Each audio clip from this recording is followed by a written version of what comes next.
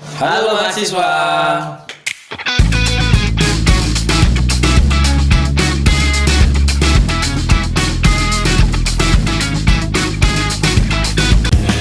Selamat datang di Spotcast, program siniaran terbaru dari Cotkala Hotspot. Bersama saya Emir Baitur Rahman. Di siang hari ini kunjungan kami berlanjut. Kali ini kami mengunjungi Lembaga Pengembangan Bahasa. Jadi bersama saya hari ini sudah ada siapa? Ini saya bilang sekretaris Lembaga Bahasa. Beliau paling sibuk kayaknya. Perkenalkan, Bapak Muhammad Nur Ansari, MPSI. Ya. Assalamualaikum warahmatullahi wabarakatuh. Waalaikumsalam warahmatullahi. Terima kasih atas kehadiran dari tim podcast Cotkala Hotspot yang telah hadir kemari. Akhirnya. Sebelumnya saya ingin mengklarifikasi dulu, unit UPT pengembangan bahasa kalau dalam struktur lembaga itu kepala langsung dari kepala itu Ibu Cut Intan Mutia MA. Cut Intan Mutia MA ya. Saya nggak asing karena beliau juga dosen di sini. Oh ya. Dan rata-rata mahasiswa sini pasti kenal dengan beliau, dan di hadapan saya pun itu juga pasti kenal dengan beliau. Ya. Jadi dari kepala langsung ke anggota. Jadi tidak ada sekretaris. Oh, tidak ada sekretaris. Ya, begitu. Oh, itu tidak ada sekretaris lembaga bahasa. Struktur lama ada sekretaris, tapi sekarang kepala langsung anggota. Kami terdiri dari 5 orang. Stafnya ada 4 orang, kepala ada 1, jadi semua jumlahnya ada 5 orang. 5 orang. Oke. Tugas kira-kira saya tugas di UPT Pengembangan Bahasa ini saya sejak ditugaskan tahun 2017 saya ditugaskan di Lembaga Bahasa ini. Ada beberapa kegiatan memang Lembaga Bahasa, kalau dulu dikenal Lembaga Bahasa ini kegiatannya matrikulasi bahasa untuk mahasiswa baru. Itu kegiatan besar. Di samping ada kegiatan-kegiatan lainnya, dan kegiatan besar kedua sampai saat ini yang digandrungi oleh banyak mahasiswa itu kegiatan tes TOEFL dan TOEFL ya. Kira-kira apa yang mau tanyakan? Ini Dek Rizky ya saya panggil ya. Iya, senior saya, senior favorit ya. Udah malang melintang di kampus ini lebih lama dari saya. Dari tahun 2006 di kampus ya. Saya sudah dari 2006. Tugas terakhir di Lembaga Bahasa. Sudah berputar-putar dari staf umum, kemudian staf di LP2M, kemudian di Terbiah, dan akhirnya kembali ke Lembaga Bahasa. Dulu 2008 di Lembaga Bahasa. Udah banyak, udah ganti-ganti kepala ya di Lembaga Bahasa. Sudah berapa pimpinan banyak pengalaman di sini? Kepemimpinan Lembaga Bahasa. Dulu di tahun 2007 itu ada Pak Zulfikar, sekarang Dr. Zulfikar menjadi dekan di Fakultas Syariah. Kemudian itu digantikan Pak Budi Juliandi. Setelah itu ada Bapak Dr. Sulaiman Ismail, kemudian Bapak Muhammad Rasid Tonga yang sekarang sedang menempuh kuliah pendidikan S3 di Australia. Yang terakhir Ibu Cut Intan sampai sekarang. Iya, nanti ada sesi lain dengan Bu Cut Intan ya. Saya pun nggak sabar ketemu Bu Intan, udah lama nggak ketemu. Banyak program-program beliau kegiatan IT pengembangan bahasa yang lebih kompeten di bidang itu ya Bu Cut Intan itu ya. Berarti Bang, Lembaga Bahasa ya, saban hari ini berarti kegiatannya hanya TOEFL dan TOEFL, penyelenggara atau buat kursus atau pelatihan atau gimana? Ya, ada beberapa kegiatan di Lembaga Bahasa seperti pembinaan bahasa, kemudian penerjemahan naskah bahasa Arab atau bahasa Inggris. Sedangkan kegiatan TOEFL dan TOEFL ini memang setiap tahunnya, dan ini kegiatan besar di Lembaga Bahasa. Karena pesertanya seluruh mahasiswa di IAIN Langsa. Ya, IAIN Langsa. Berarti lembaga bahasa ini cuma mengadakan tes aja gitu, soal atau gimana, jenis-jenisnya cuma hanya ada TOEFL and TOEFL aja. Baik, saya terangkan dulu tes TOEFL ya. Tes TOEFL ini atau disebut dengan English Language Proficiency Test atau tes TOEFL, ini adalah kegiatan yang dilakukan oleh UPT Pengembangan Bahasa untuk melihat atau mengukur kemampuan mahasiswa IAIN Langsa khususnya, baik itu kemampuan listening comprehension atau pemahaman komunikasi dan bahasa lisan. Yang kedua, structure and written expression, kemampuan grammar bahasa Inggris. Dan yang terakhir, reading comprehension, kemampuan membacanya. Itu TOEFL ya? Itu kegiatan TOEFL. TOEFL ya, bagi adik-adik atau mahasiswa lama yang ingin menyelesaikan studinya, biasanya butuh sertifikat dari lembaga bahasa ya? Ya, itu TOEFL. Kemudian yang satu lagi TOEFL. TOEFL atau Arabic Language Proficiency Test. Arabic ya? Ya, itu untuk mengukur kemampuan mahasiswa dalam memahami bahasa Arab yang terdiri dari fahmul masmu, itu soal-soal berkenaan dengan bahasa lisan atau komunikasi dalam bahasa Inggris itu juga sama. Kemudian yang kedua fahmul tarakib atau kemampuan menulis menyusun kosakata. Yang ketiga itu fahmul makru, memahami isi baca atau teks. Nah, seperti itu TOEFL ya? Ya. Jadi Bang, terus sejauh ini TOEFL ini apa? Gimana ya? Ini kewajibannya dari lembaga, dari kampus kah atau dari jurusan? Kenapa mahasiswa harus ke lembaga bahasa? Ya, itu begini dia. Saya ingin sampaikan historinya dulu pertama sekali. Kegiatan TOEFL ini pertama sekali dilakukan pada tahun 2011. 2011. Ya, 2011 itu yang diwajibkan satu prodi, yaitu prodi pendidikan bahasa Inggris. Jadi angkatan pertama itu 2007, ketika mereka akan selesai untuk mendaftar sidang, prodi bahasa Inggris itu mewajibkan bagi mahasiswa yang akan daftar sidang untuk mengikuti tes TOEFL. Wajib bahasa Inggris, wajib. Dan itu hanya dilakukan oleh prodi PBI. Baru ya, PBI saja ya. Bahasa Inggris, karena ya kita pahami bersama bahwasanya prodi bahasa Inggris itu kan memang mengarah kepada bahasa Inggris. Ya, jadi mereka wajib mampu mengikuti TOEFL. English Proficiency Test. Kemudian di tahun 2014 sudah mulai tambah satu prodi lagi, yaitu prodi di beberapa prodi yang ada di Fakultas Ekonomi dan Bisnis Islam. Ya, Fakultas FEBI. Ada perbankan syariah, prodinya, dan juga ekonomi syariah. Mereka juga sejak didirikan dua prodi itu mewajibkan mahasiswanya untuk mendaftar proposal seminar skripsi. Jadi wajib harus ada sertifikat TOEFL. Oh, berarti mereka diarahkan ke lembaga bahasa. Mereka juga diarahkan ke lembaga bahasa. Ya. Jadi kedua prodi ini membuat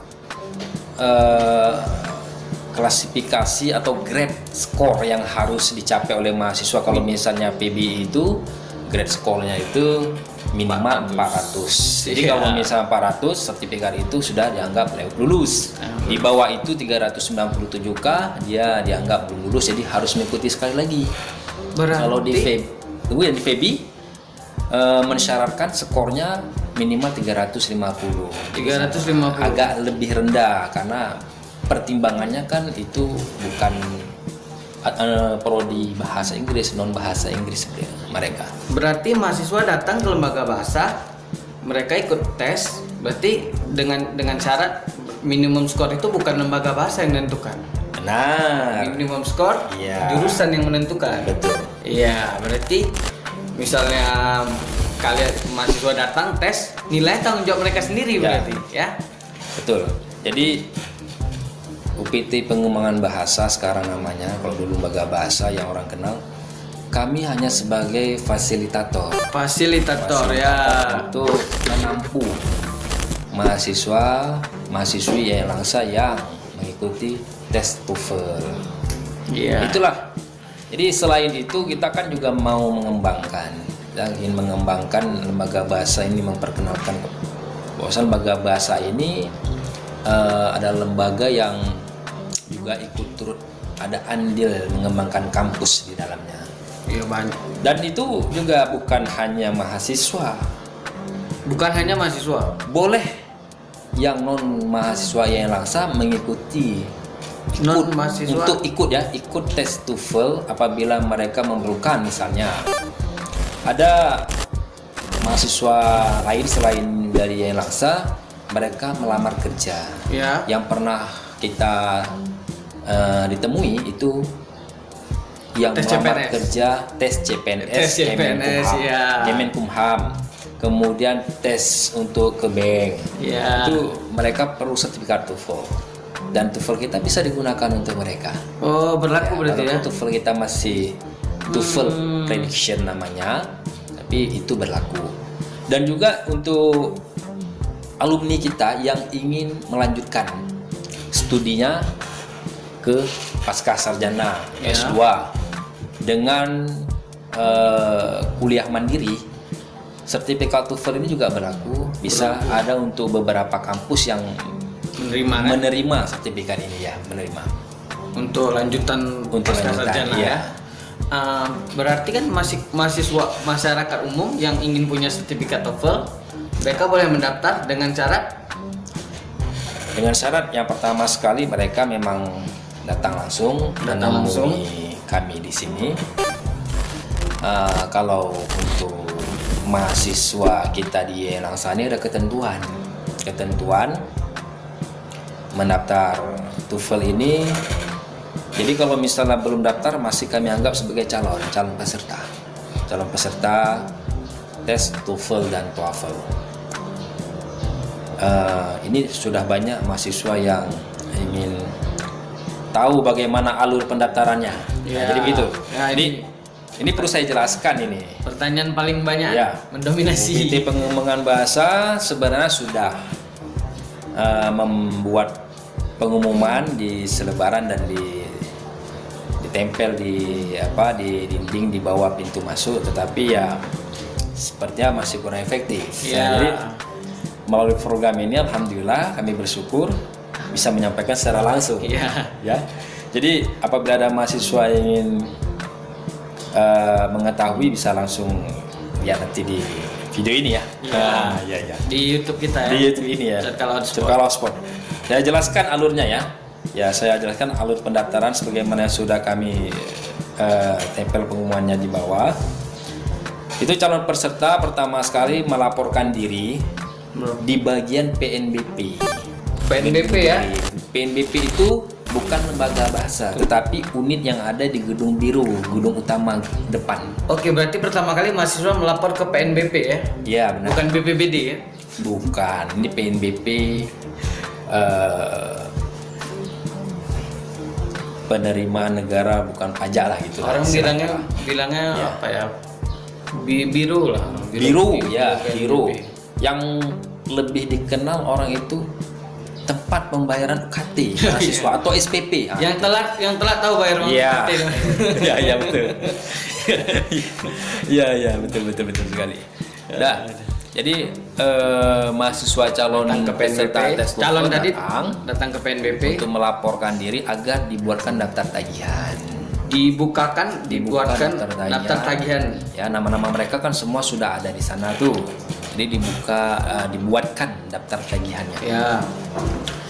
Setelah itu tunggu instruksi dulu dari PNBP apakah sudah bisa membayarnya, karena membayarnya tidak di sana, membayarnya di Bank Mandiri Syariah.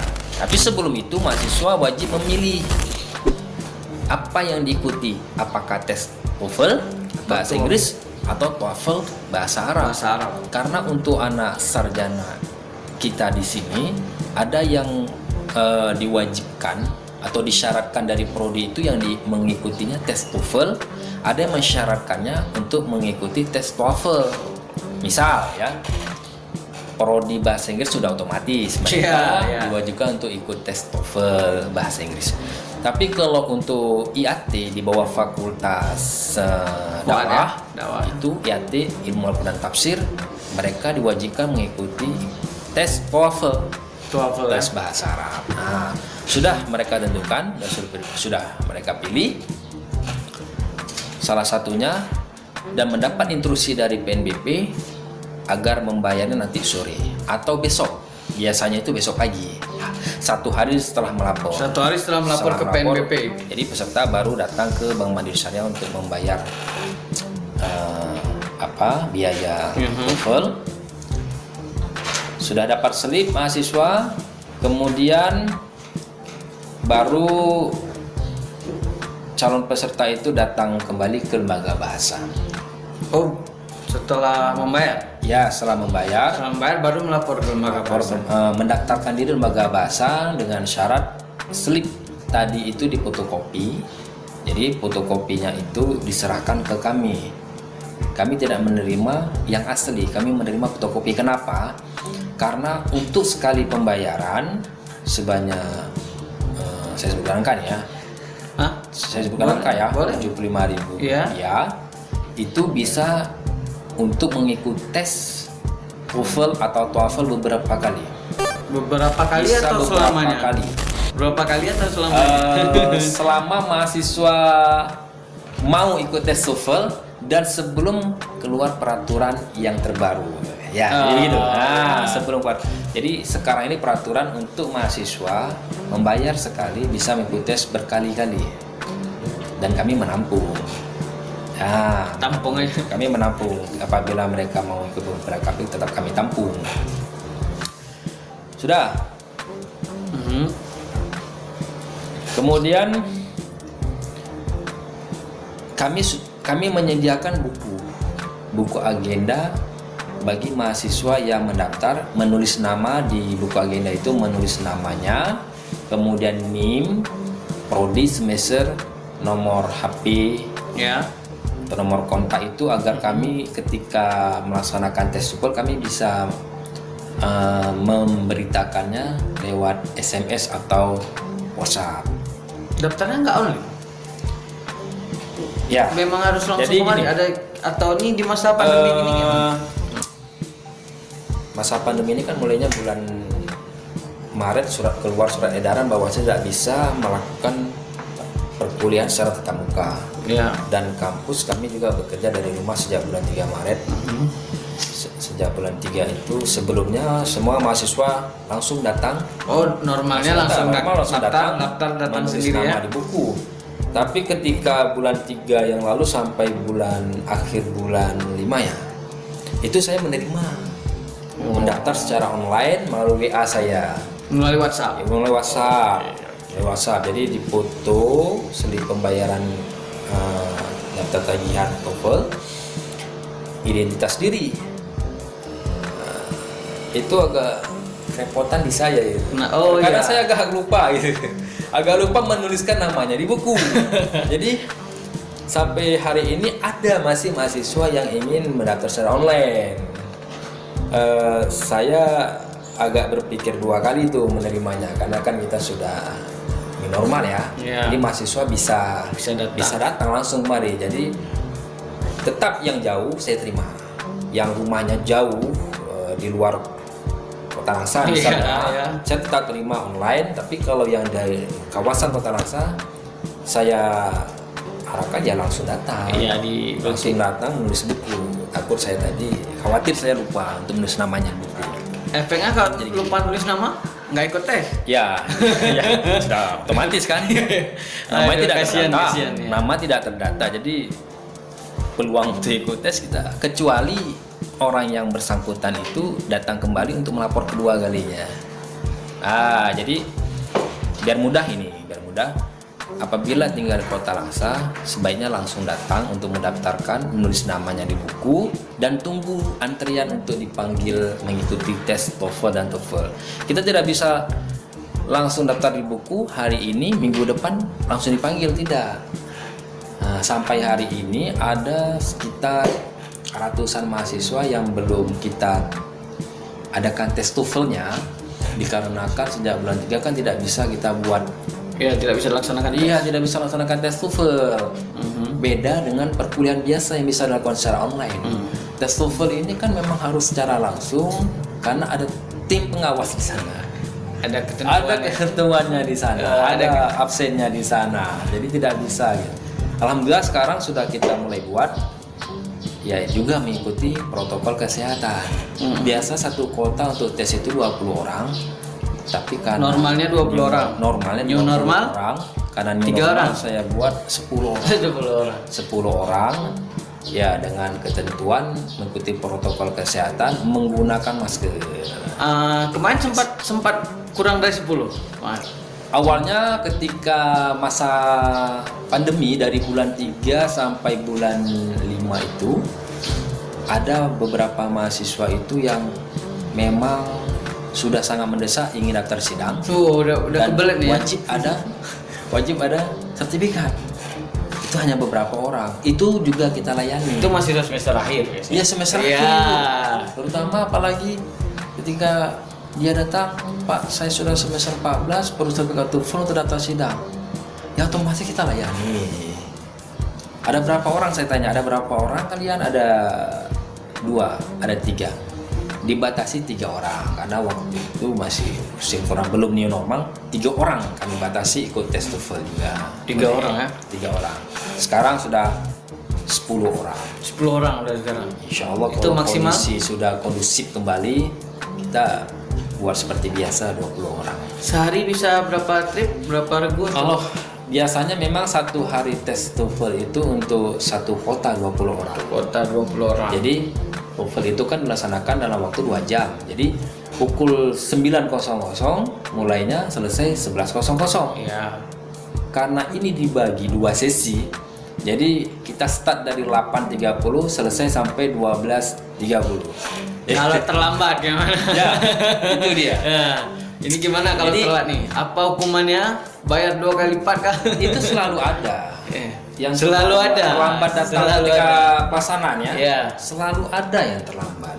Sebenarnya kita tidak berharap mereka terlambat. Karena kenapa? Di soal TOEFL itu kan terdiri dari 3 model soal. Yang pertama itu listening comprehension. Itu soal dalam bentuk audio. Apabila kita jalankan soal yang bentuk audio itu, otomatis ya terlambat 20 menit, 15 menit, tertinggal soal itu tidak bisa diulang kembali. Soalnya hanya diputar sekali ya kan? Itu kita kasihlah keringanan. Setiap kita membuat tes, tidak kita langsung memutar soal yang listening ya. Nah, kita biarkan dulu sekitar 20 menit agar yang terlambat dapat mengikuti tes listening. Kita perintahkan kepada para peserta kerjakan dulu yang structure atau yang reading comprehension. Tapi itu ada juga yang tetap ada yang telat. Jadi gawat. Kami berharap kepada setiap peserta yang mengikuti itu, ketika sudah ditentukan, itu kan kami beri SMS mereka. Berarti SMS. Notifikasi tesnya melalui SMS. Dari SMS. Semua nomor itu kan sudah ada nomor HP itu, kita beritahukan jadwal tes, pukul berapa, hari apa, tahap berapa, itu melalui SMS. Jadi kan otomatis mereka sudah paham itu. Dimulai pukul 9 berarti sebelum pukul 9, misalnya 9 kurang 10, ya setidaknya mahasiswa atau peserta sudah hadir. Saran aja nih Bang, kalau mau tes jam 9, notifnya buat jam 8. Mereka pasti datang jam 9 soalnya. Jadi kayaknya memang masih berlaku jam karet untuk mahasiswa. Elastic time. Memang ya enggak padahal itu kan kepentingan mereka itu ya kan. Berarti notifnya dari SMS kan mendaftar lewat WhatsApp tadi. Ya boleh diminum dulu, saya minum juga dulu. Jadi bagaimana tadi? Jadi banget itu kan notif pendaftaran tadi melalui WhatsApp, tapi notifnya dari SMS, Dari SMS. pemberitahuannya. Biar Dari SMS. pemberitahuan dari lembaga bahasa ke peserta melalui SMS Melalui kan. SMS. Supaya nggak ada alasan, nggak ada paket kami Pak, Iya, nggak bisa baca betul. kami. Itu udah cukup mudah lembaga bahasa. Kurang apa lagi coba? Ya. Masih telat juga kan? Kan tidak mungkin sekarang mahasiswa tidak ada yang menggunakan HP. Nah, Tidak mungkin. tidak mungkin. Oh sekarang kok banyak beasiswa lancar, mahasiswa lancar semua ya, disupport sama pemerintah semua ya. Betul, betul. Dah jadi setelah tes mereka selesai, mereka menunggu apa? Sertifikat, Ya. sertifikat. Memang tujuan mereka itu kan untuk mendapatkan sertifikat. Iya. Biasanya ketika di pelaksanaan itu di kelas itu sebelum dilakukan tes kami membuat arahan lebih dahulu. Arahan pertama sekali kan mahasiswa ini sangat awam, kecuali yang di prodi bahasa Inggris mereka alhamdulillah sudah paham dengan apa itu TOEFL. Terkadang ada yang non bahasa Inggris itu tidak paham apa sih tes TOEFL, apa saja sih soalnya. Terkadang ada yang nanya itu soalnya essay atau choice lagi. Jadi soal itu bentuknya choice, itu kita arahkan. Jadi sebelum dilakukan tes ada beberapa menit kami beri arahan, kami jelaskan. Berarti ada bimbingan berapa menit sebelum ada. tesnya? Kita tidak langsung melakukan iya. tes, kita melakukan bimbingan. Jadi kami sampaikan tes TOEFL itu terdiri dari 3 model soal. Listening comprehension itulah untuk menguji bahasa lisan atau komunikasi yang didengarkan melalui audio. Jadi mahasiswa ini harus benar-benar menyimak apa yang disampaikan, dialog yang ada di audio untuk soal listening itu. Berkaitan Jadi, tes tadi ya. soal listening itu terdiri dari 50 soal, durasi waktu 30 sampai 35 menit. Selesai itu kami jelaskan kembali. Mahasiswa bisa mengerjakan soal berikutnya yaitu structure and written expression atau grammarnya dalam bahasa Inggris. Ada nanti soalnya yang melengkapi kalimat, ada yang menentukan kata yang salah. Jadi terakhir kami jelaskan tentang reading comprehension atau membaca teks. Jadi soal yang terpanjang itu memang di reading comprehension, ada beberapa paragraf atau cerita. Jadi pertanyaan nanti coba Anda sebutkan ide atau topik yang paling tepat pada paragraf di atas. Iya. Nah, ini ada saya bawa contohnya. Contoh soalnya ada saya bawa. So ini ada contoh soalnya ya. Nah, ini seperti ini contoh soalnya. Cukup panjang contoh soalnya. Ini agak lumayan tebal ya. Ya, karena dikerjakan waktu 2 jam ini. Contoh soal banyak di Google ya, bisa dicari dulu. Dan satu lagi, ini satu soal salah satunya. Kita menggunakan soal itu bisa berganti-ganti. Iya. Nggak ini untuk selama 2 tahun, 3 tahun, tidak. Ini berganti-ganti. Nah, ini saya beritahu sedikit. Kapan kami mengganti soal ini? Ketika soal ini sudah banyak yang benar, sudah banyak mahasiswa menjawabnya, misalnya skornya lebih dari 400. Rata-rata kami tes dengan soal ini mendapatkan nilai lebih dari 400. Nah, ini kami segera mengganti soalnya. Berarti sebelum tes nanti bawa peralatan sendiri ya, alat tulis Ya. sendiri. Mereka membawa alat tulis, bisa pulpen, bisa juga pensil. Bisa juga. Bisa penghapus atau stipo untuk mengisi lembar jawaban. Setelah tes mereka kan dapat sertifikat. Betul. Itu tujuan mereka tes. Ya. Itu gimana tuh? Jarak waktu Kami berapa jelaskan lama juga sertifikat setelah keluar? itu, setelah kami membahas soal, kami menjelaskan untuk sertifikat setelah kami periksa waktunya 1 minggu, kami keluarkan hasil skor beserta sertifikat. Syarat mengambil sertifikat, Ya, ada syarat lagi ya. ya membawa pas foto ukuran 2x3 berwarna. Bawa pas foto 2x3. Pas foto 2x3 berwarna yang gunanya untuk ditempel di sertifikat, kemudian baru kami stempel. Nah, ini jangan sampai salah. Kadang ini banyak yang salah. Ada yang membawanya 3 kali 4. Kegedean. Kebesaran, ikuti aturan weh. Kadang-kadang saya agak bayi juga ya. Saya kasih gunting, aku potong aja itu. Jangan terlalu besar, ketutup tulisannya nanti. Kena sesuai keperluan. Dan yang mengambil itu kami minta yang peserta yang mengikuti tes itulah yang mengambil sertifikat. Boleh diwakili dalam hal-hal yang ada, boleh diwakili dengan syarat yang mewakili itu mencatat namanya di buku, karena kami khawatir ketika sertifikat itu hilang bukan di kami, di temannya lah ya. Ketika pulang barangkali entah tertinggal di mana, kami khawatir nggak sampai ke tangan pemilih yang aslinya. Karena itu pernah sering kejadian gitu ya. Pernah, bukan sering tapi pernah itu kejadian beberapa kali. Kelupaan mungkin. Bisa jadi. Berarti kan ini setelah mereka keluar sertifikat tuh. Ya. Rupanya nggak lewat atau syarat yang ditetapkan jurusan itu skornya mereka nggak tiba, itu mereka boleh langsung mendaftar lagi, bayar lagi, atau mereka butuh waktu lagi untuk mendaftar lagi atau gimana? Pengalaman yang sudah mereka yang merasa skor yang sudah ditentukan, skornya sudah ditentukan. Misalnya bahasa Inggris ya. Prodi pendidikan bahasa Inggris kan skornya diminta minimal 400. Ternyata dia 350. Kan tidak lewat. Iya. Ya. Dia sudah tahu itu, dia sudah paham.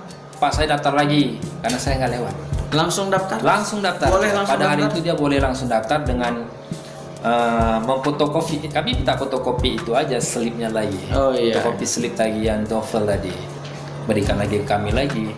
Nah, dan itu ada memang. Bayar lagi? Tidak perlu bayar lagi. Tidak perlu bayar lagi ya? Oh, berarti udah ada sistemnya. Nggak mungkin selamanya mahasiswa nggak lewat TOEFL. Bagi mereka yang sudah ditentukan skornya di prodi, mereka sudah otomatis memahami. Iya. Apalagi anak PBI ya? Iya, PBI. Anak PBI. Ya. Udah kami udah biasa berhubungan dengan lembaga bahasa ya. Di Rizky ini juga anak PBI. Oh ya.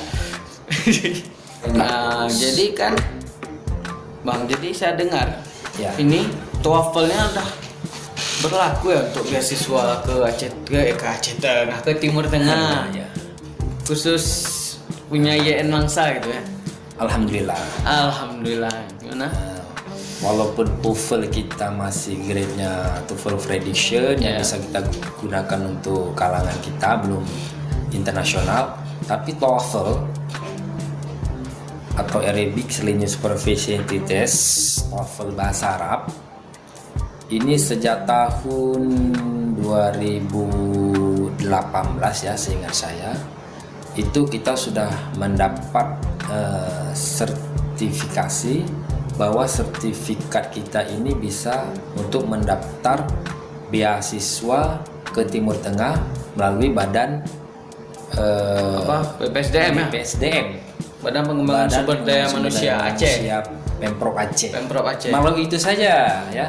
Jadi beasiswa dikeluarkan dari Pemprov Aceh saja yang bisa digunakan TOEFL ini. Oh, berarti kalau ada masyarakat yang sedang mengikuti proses seleksi di BPSDM Aceh dengan tujuan Timur Tengah, pasti diminta TOEFL ya kan? TOEFL diminta. Berarti sertifikat yang dikeluarkan YN Mangsa berlaku untuk mengikuti beasiswa. Sudah berlaku. Jadi pingin dan ada beberapa dosen itu yang sudah menggunakan itu. Dosen sudah tes. Ya, dosen kita yang di Cekala ini di Langsa yang ingin tes kuliah ke Timur Tengah dengan menggunakan sertifikat TOEFL itu sudah kuliah pun. Karena ya tidak tahu juga sudah kuliah. Yang penting beliau datang ke lembaga bahasa minta dibuatkan tes untuk beliau TOEFL, kita buatkan tes dan keluarkan sertifikat untuk syarat kuliah katanya. Berarti ini sudah bisa. Keren ini udah nggak perlu jauh-jauh lagi. Kalau masyarakat umum gimana pendaftarannya untuk bisa mengikuti TOEFL atau TOEFL-nya? Sama. Tetap melapor ke PNBP. Kalau untuk masyarakat umum kan ya itu kitanya melaporkan nanti ke. Berarti mereka disarankan ke lembaga bahasa dulu ya. Ke lembaga bahasa, kitanya yang melaporkan mereka kan orang dari luar kan tidak tahu bagian PNBP di mana, nanti kitanya melaporkan. Nanti diarahkan lagi ya. Kita yang arahkan. Oke. Tapi tes tetap sama pelaksanaannya untuk yang umum. Jadi boleh bagi yang umum yang ikut tes TOEFL untuk pekerjaan atau untuk kuliah dan sebagainya.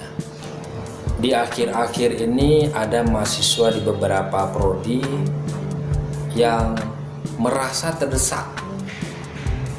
Tiba-tiba sudah semester 14 baru datang untuk melaporkan mengikuti tes TOEFL karena perlu sertifikat. Itu biasanya mahasiswa yang sedang bimbingan dan jarang ke kampus itu. Iya. Sedang bimbingan jarang ke kampus, jadi tidak update terhadap informasi baru. Jadi kami ingatkan, jadi mahasiswa walaupun yang sudah semester 8 ke atas yang tidak sering lagi ke kampus, ikutilah informasi apapun yang ada di Yanasa selama dia masih kuliah. Iya. Alhamdulillah kalau sudah alumni juga mengikuti juga, alhamdulillah. Cari tahu Karena ini kan selalu ada dinamis. Sifatnya selalu berubah-ubah, peraturan tidak statis tapi dinamis, selalu berubah-ubah. Seperti ini. Ternyata dulu yang mensyaratkan adanya sertifikat TOEFL itu di Fakultas Syariah dan Fakultas FEBI. Ya. Baru-baru ini Fakultas Syariah sudah mewajibkan. Fakultas Fuad juga sudah mulai mewajibkan. Jadi ada beberapa mahasiswa yang terutama semester 12 ke atas atau 10 ke atas yang belum paham, ketika ke PNBP diminta sertifikat TOEFL untuk mengambil bebas administrasi daftar sidang, mereka belum punya. Alasannya apa? Kami tidak tahu. Kami tidak tahu alasannya. Sejak kapan ada itu? Jangan pakai alasan nggak tahu lagi. Buang jauh-jauh. Nggak rasional ya. Mahasiswa mengatakan kami tidak tahu, nggak rasional. Iya. Harusnya mahasiswa mencari tahu dulu. Loh, sejak kapan ada itu? Nah, itulah mahasiswa kan agen of change. Baik, terima kasih luar biasa hari ini sesi kita bersama Bang Aan. Beliau sudah memberikan informasi dengan jelas. Jadi masukan dan saran kami harapkan selanjutnya di komen kami nanti atau langsung di DM kami. Bagi kalian yang punya kritik dan saran juga untuk lembaga bahasa, silakan langsung disampaikan ke lembaga bahasa. Terima kasih sudah menyaksikan. Assalamualaikum warahmatullahi wabarakatuh.